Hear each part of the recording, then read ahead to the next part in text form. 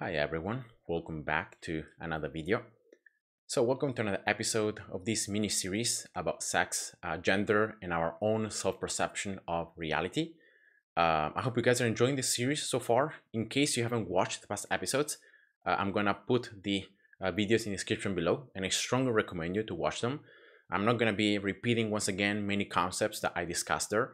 And I'm talking about these very important but quite controversial and sensitive topics because I believe that there is a lot of confusion at the moment going on, especially among young people. Many things, because of this ideology, are believed to be true or are believed to be based on actual science and data, and facts, when in reality they're not. And my hope is to bring truth, is to bring clarity, to bring actual data and facts, and to make you guys think. Think for yourself, use your reasoning abilities, use your critical thinking. Remember, never believe something to be true just because someone else is saying it, or just because it's a mainstream ideology, or because you feel it to be true, or you want it to be true. Believe something to be true because it is actually true. And I know already that some people might find this video offensive because of the fact that I will be disagreeing with this gender ideology, this gender theory ideology behind.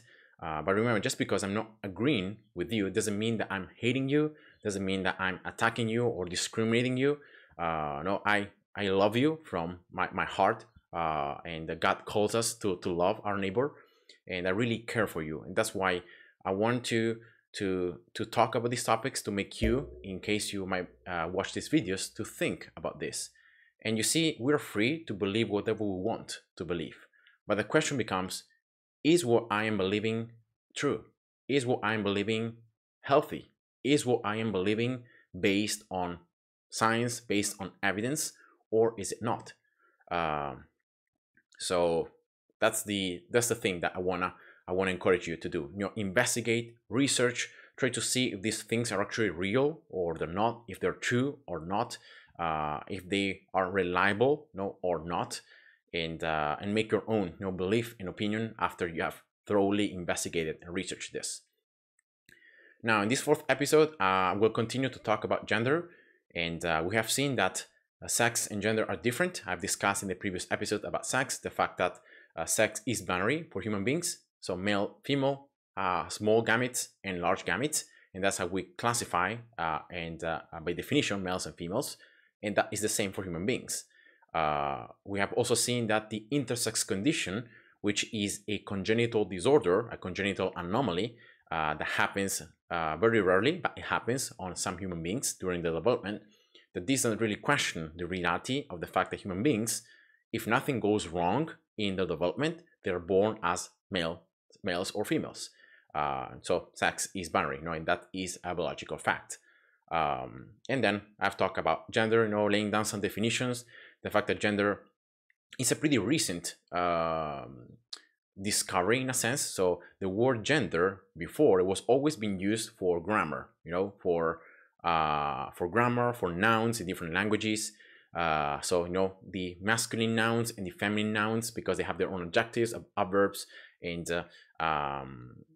so that was the usage of gender, mostly in grammar. But in the 50s, when the gender theory was more originated and was born, we have seen that this is how gender has been applied, to represent the social, the behavioral, the psychological construct in society and in culture, and therefore, gender refers to, for example, man and woman, right? Masculine, feminine. It refers also to how humans behave and interact between them, and the roles, different roles that they have. And this is pretty recent. I really recommend to read and to research for the theory origin, especially looking at these people like John Money and others, because they it's pretty controversial, what they did back then, when it was all these studies, were born, and all this ideology was born. And once again, I'm just listing some Wikipedia pages, once again, not because Wikipedia is a source of truth, but because Wikipedia is a pretty easy way to research, to have different references, as you find it down here. And you can always check if these articles are trustworthy, are true, are reliable, or not. And yeah, this is pretty useful for that reason. And now, in terms of biblical perspective, we have seen that the Bible agrees with biology, with reality. And in Genesis 1:27, it says, "So God created man in his own image. In the image of God, he created him. Male and female, he created them." So we have seen this binary in terms of sex also in the Bible, right? The fact that God created mankind in his image, and that's what makes us valuable. That's what makes us worthy of dignity, of respect. And he created us male and female. So we have seen this dichotomy, right? Male, female, and that's it. There are no other categories. And it's very important to notice that, once again, our value, our worth doesn't come from what we believe, doesn't come from our sex, doesn't come from our gender, doesn't come from what we identify with, doesn't come from society, from culture, from our parents, from our friends, not even from ourselves. Our worth and our value comes because we're created in the image of God. And that's very, very important to know, because many people use the Bible as a sexist book, and but in reality, the Bible is the very first book that already puts males, females, men and women in the exact same equally point. They're both dignity, they both have value, because they're both created in the image of God. And but they have different roles, and we have seen that the Bible agrees that the gender roles that are a product of the differences between males and females are the same thing. And that's why for centuries, sex, so like male, female, man and woman, have had pretty much the same word, and there hasn't been this need to to distinguish between the two, right? Because it was always something that was considered like as a whole, right? And here in verse 23 and 24, we can see that it says, man, Adam, when he sees Eve, when God creates Eve and presents her to Adam, he says, "This is now bone of my bones and flesh of my flesh. She shall be called woman, because she was taken out of man." So we have man and woman, right? Male, female in the previous chapter, now man and woman. And then he says in verse 24, "Therefore a man shall leave his father and mother," father, mother, right? "And be joined to his wife," husband and wife, "and they shall become one flesh." So you can see how the Bible blends pretty much the genders also in this dichotomy, in this binary, right? So exactly as male, female, then there is man, woman, father, mother, husband, wife.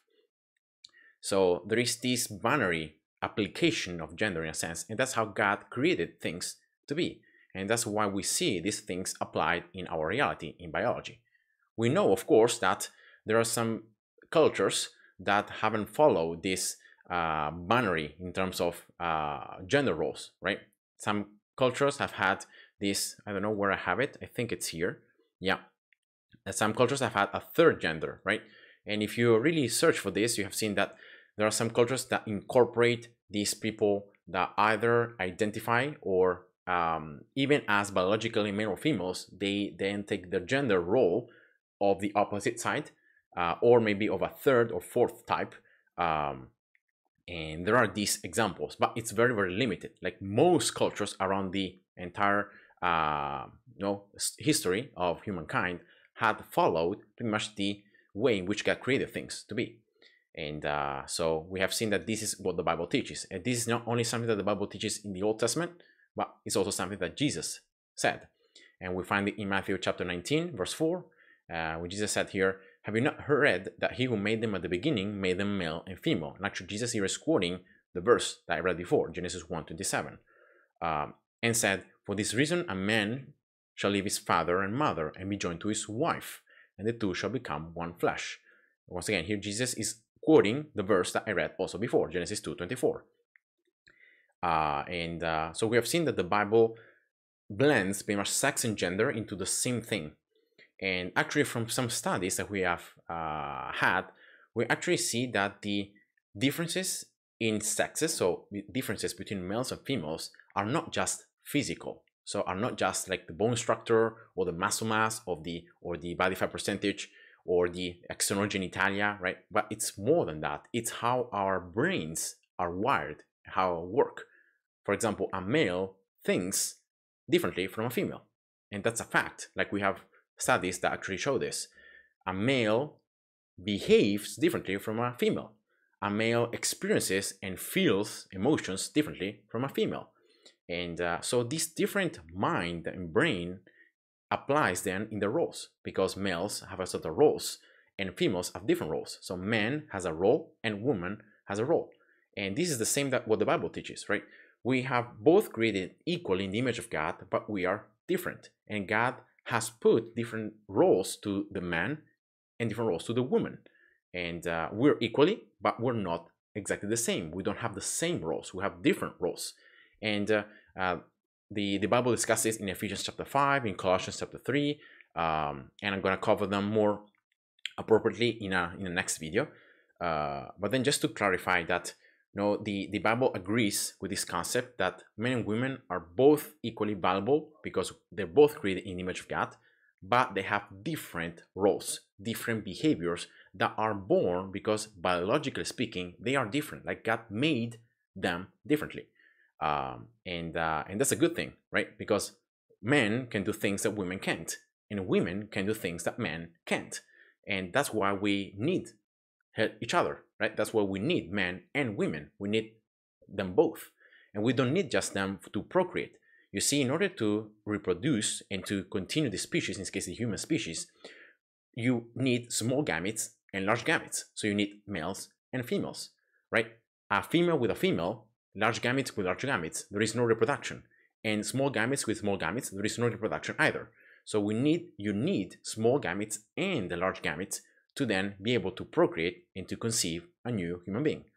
So the same fundamental difference between male and female, that is the production of small gametes and large gametes, is needed to then be able to procreate, right, and to reproduce the species and to keep on having, to keep being alive, right, as a species. And that's very interesting, right? And that's how God has created everything to be in order, different roles, equally valuable, but with different roles. And now, as I said before, gender is a pretty recent application to the societal structure. It's a pretty recent application. Before, gender was used for grammar, right? Nouns, the masculine and feminine nouns, and now since the 50s has been used to describe also this social, behavioral, psychological, and sexual construct about the human, life, human characteristic. But it's pretty recent in terms of idea, and something, once again, I wanted to make you guys think is that the main problem is not actually people. You see, the people, the transgender people, the non-binary people, or whatever other gender you might identify with, you are not the issue. You are suffering from a struggle. You're struggling between yourself because you have a body, right? You have a reality, but then you have a mind that is against that. So you have a mind, you have a perception that doesn't align with the body that you have, with the biology that you have. And this struggle, this incongruence, is what causes the problems, is what causes the issues. And I'm gonna cover in the next video more appropriately why it's so important and what's the danger of this ideology. Like, I'm against the ideology. The ideology is what it's really, really dangerous. It's not the people. The people that suffer, it's because they're struggling with this condition, and they're rather than being helped to understand what's going on, they're actually being told lies, and they're told to believe something that's not real, that's not true about themselves, and this is making them to be detached even more from reality and to struggle, in a sense, even more because they think that is a solution, but it's not. And once again, I'm not going to go through the details now. I'm just going to show you that there is in the past, this discontent was called gender dysphoria, and this is actually a medical condition, and this where there is this discontent between your sex, so your biological sex, and or the gender roles associated with the sex. So normally, I say more than 97% of people that are born male then grow up and take the role as men, and females as women. But there are some small percentage of people that instead do not and are discontent with this, with the role, right, that they should be taking, in a sense, in their society. Now, remember, the Bible teaches very clearly that sex and gender are blended together because you're rooted in the differences between males and females, biologically speaking. So there is something else going on at the moment. Is a difference, is an incongruence, right? Is a dysphoria, in this case, is a discontent.